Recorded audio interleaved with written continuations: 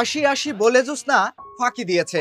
দর্শক, ভাবা যায় আজ থেকে ঠিক ৩৫ বছর আগে এই গানের সিনেমাটি তৎকালীন সময়ের প্রায় ২৫ কোটি টাকা আয় করেছিল, আর বর্তমান হিসেব অনুযায়ী ১৮০ কোটি টাকা।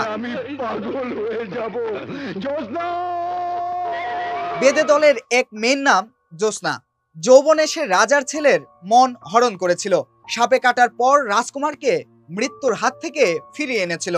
রাজা চুক্তি ভঙ্গ করলে রাজপ্রাসাদের গায়ে কলঙ্ক লেপে দিয়েছিল এই জোসনা।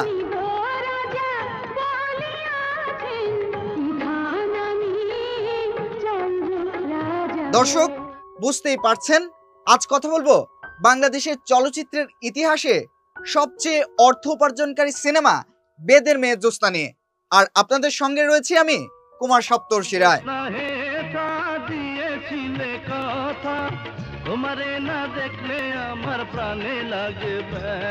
বাংলা সিনেমার পর্দায় যখন বেদের মেয়ে জোসনা মুক্তি পায়, দর্শকরা প্রেমকে নতুন ভাবে অনুভব করেছিল।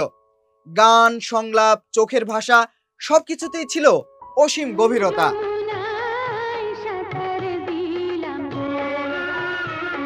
১৯৮৯ সালের ৯ জুন তোফাজ্জল হক বকুল পরিচালিত বেদের মেয়ে জোসনা সিনেমাটি মুক্তি পায়।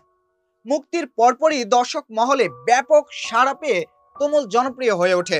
এখানে নাম ভূমিকায় অভিনয় করেন অঞ্জু ঘোষ এবং তার বিপরীত চরিত্রে অভিনয় করেন ইলিয়াস কাঞ্চন।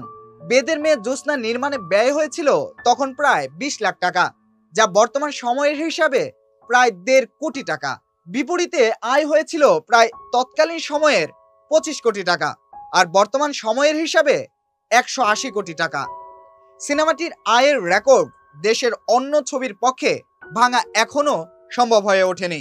সিনেমাটির গান এত জনপ্রিয় হয়েছিল যে এ সিনেমার গানের অডিও ক্যাসেট মুক্তির ১ মাসের মধ্যে ১ লাখ কপি বিক্রি হয়েছিল।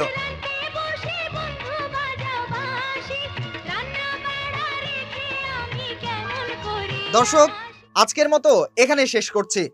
সবাই ভালো থাকবেন, বেশি বেশি বাংলা সিনেমা দেখবেন, মানব কণ্ঠের সাথেই থাকবেন।